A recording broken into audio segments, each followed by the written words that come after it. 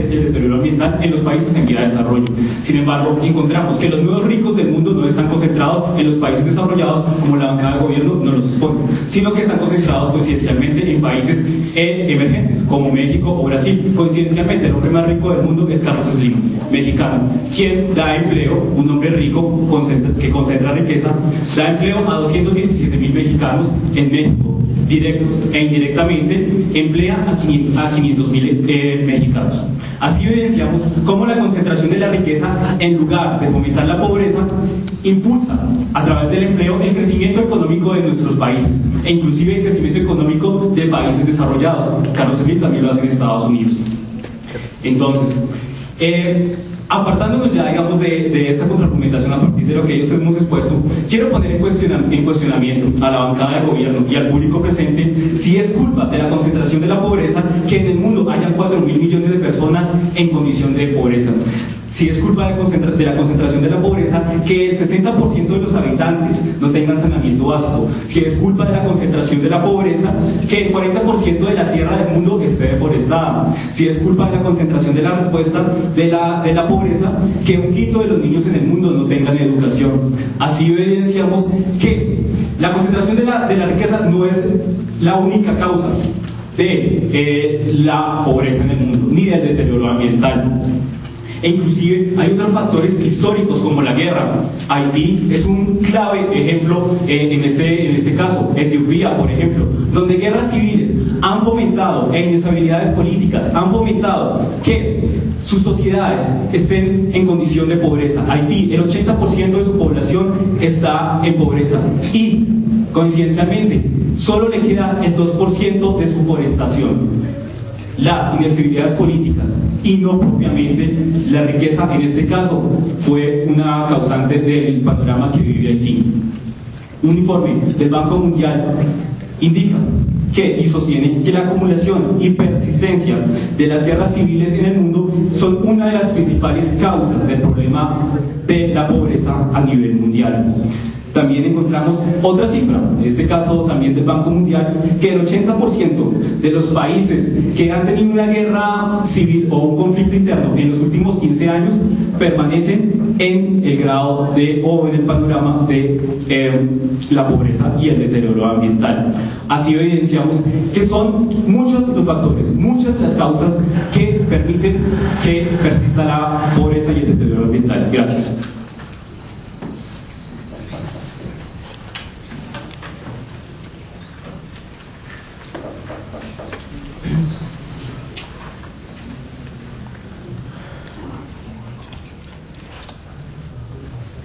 Compañero, agradezco mucho su presentación, pero nos está tratando de dar un panorama aislado. No nos ha dado un verdadero enfoque global a este problema. No nos ha dado el enfoque de por qué permanece habiendo países ricos y por qué permanece habiendo países pobres.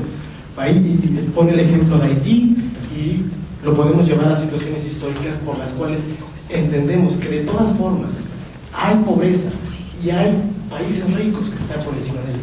¿Cómo negar el contexto mundial en la historia y en la vida de cada uno de los países, sobre todo en temas tan delicados como la pobreza y el deterioro ambiental, que tampoco ha tratado?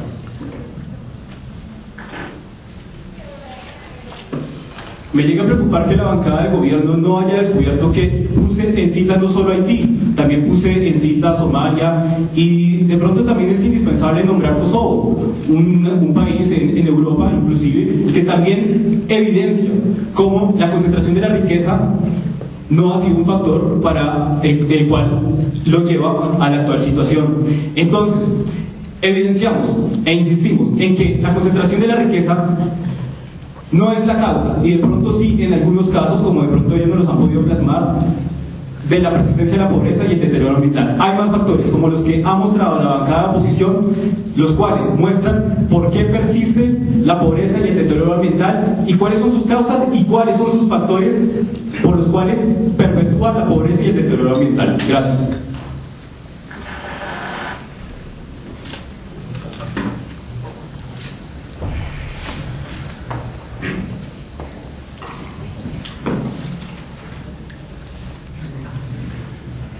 El equipo contrario, a lo largo de este debate, ha intentado responder a la pregunta de cuáles son las consecuencias de que un país sea pobre.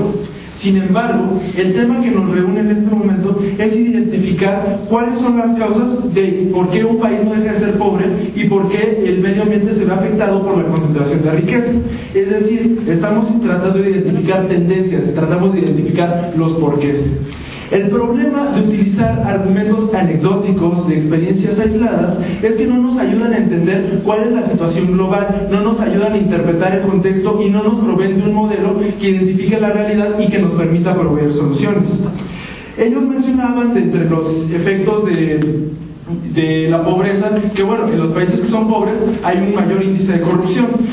Como contraejemplo, podemos citar el caso de Italia. Ya mencionábamos que Italia es uno de los países que desde 1950 hasta la fecha se mantiene en el cuarto lugar de concentración de riqueza y sin embargo tiene mayores índices de corrupción que un país como México, que se encuentra por debajo. Es decir, si nosotros explicamos todo a través de experiencias aisladas, no podemos proveer soluciones completas a modelos complejos. Ahora bien, ya mencionábamos anteriormente que el modelo es que la concentración de la riqueza tiene dos efectos: está generando daño ambiental y está manteniendo a los países pobres en la pobreza. ¿Esto en qué concluye? En que se va creando un círculo vicioso en el que las afecciones que genera el deterioro ambiental hacia los países pobres son mayores, siendo que ellos no son los causantes de ese mismo deterioro ambiental. Veámoslo de este modo. Hablaba hace rato de procesos de certificación, de erosión y demás. Si nosotros analizamos datos, podemos entender que el territorio de Estados Unidos, el 74% de su territorio se encuentra en un proceso de desertificación. Pero ¿por qué no deja de ser pobre Estados Unidos? Precisamente porque como un país rico cuenta con los recursos para hacer frente a las amenazas que le va produciendo el deterioro del medio ambiente. Un país pobre no. Citamos el caso, por ejemplo, de una mujer que tiene que llevar agua de un río para poder alimentar a sus hijos. Si este río es contaminado, tendrá que viajar más, lo que hará la producción menos eficiente, irá mermando la población. Simplemente por mencionar un dato, 3 millones de niños en países en vías de desarrollo mueren de cólera y diarrea, enfermedades ocasionadas por el deterioro ambiental, es decir, en el agua, que podrían ser prevenidas si los países pobres contaran con los recursos, situación que el modelo de concentración de riqueza no permite. Mientras siga concentrándose la riqueza, los países pobres no cuentan con los mecanismos para salir del atraso y se mantiene la tendencia, que es el punto que estamos discutiendo en este debate y que hemos defendido cabalmente a lo largo de él. Gracias.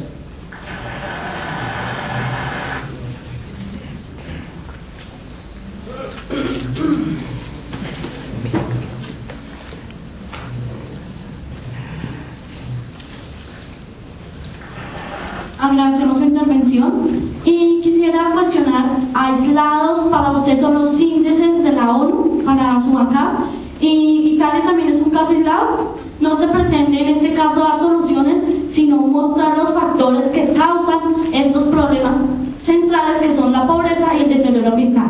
Y mi pregunta es: ¿acaso los países ricos no presentan corrupción?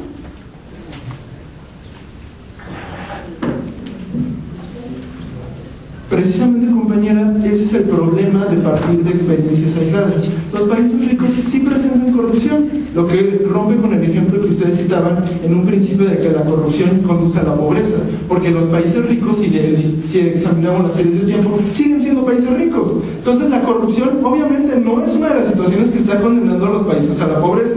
Lo que nosotros estamos entendiendo al analizar el modelo global, el modelo macroeconómico, nos permite identificar que los países que concentran la riqueza poseen un monopolio de las posibilidades para hacer frente a los obstáculos propios que genera, en este caso, por ejemplo, la degradación ambiental. Los países pobres no cuentan con esas posibilidades, y eso es precisamente lo que ocurre cuando nosotros entendemos el nivel macro de la situación. Si nosotros tratamos de explicar la economía de un país a través de un solo empresario, nunca llegaremos a buen puerto, porque no estamos reflejando lo que sucede en el grueso de la población, no estamos identificando el verdadero problema. Gracias.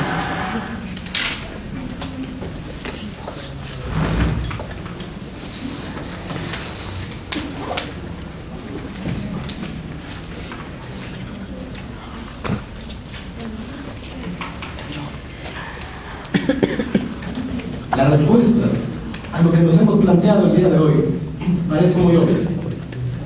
La razón de ello es que hemos promovido a lo largo de este debate un modelo incluyente, un modelo que incluya de forma constante y de forma consistente la manera en la que la concentración de la riqueza puede afectar a la permanencia de la pobreza y al deterioro ambiental. Lamentablemente, este diagnóstico está siendo contraatacado por la parte de la oposición de manera aislada, dando ejemplos anecdóticos, dando ejemplos que prácticamente funcionan de muy poco si queremos entender un problema general. Esto que estamos tratando de decir, lo venimos manejando con datos macroeconómicos, lo buscamos con evidencia empírica, y es, si bien es cierto, una verdad incómoda, una verdad dura, saber que el planeta está acabándose, y que a la vez esto es la culpa de un problema económico, y que a la vez es un problema que se está llevando a niveles de pobreza, y que está dejando en la marginación a millones de personas. Es una verdad incómoda decirlo, es una verdad incómoda entender la completitud del problema. Es difícil, es moralmente doloroso pensar que los pobres, siendo pobres, no van a poder atacar ni resolver sus problemas de deterioro ambiental, y que por sí mismos no van a solucionar su pobreza. Es cierto, pero necesitamos este tipo de diagnósticos. Si queremos enfrentar realmente los problemas de deterioro ambiental, si queremos enfrentar realmente los problemas de pobreza, tenemos que necesariamente dar un diagnóstico completo, dar un diagnóstico adecuado. Si no, no tenemos nada. Un diagnóstico completo nos puede dar por primera vez la oportunidad de entender cuáles son los puntos en los que está parada la humanidad en este momento. Entender que necesitamos corregir a la vez los problemas de pobreza, entender que necesitamos a la vez el deterioro ambiental, la concentración de la riqueza en todo este marco conjunto, en un marco que es un círculo vicioso que no podemos olvidar. Cualquier otra opción parece aislada, parece no resolver realmente el problema, la proposición que estamos planteando aquí, y evidentemente tampoco resolverá el gravísimo problema que enfrenta la humanidad. Muchas gracias.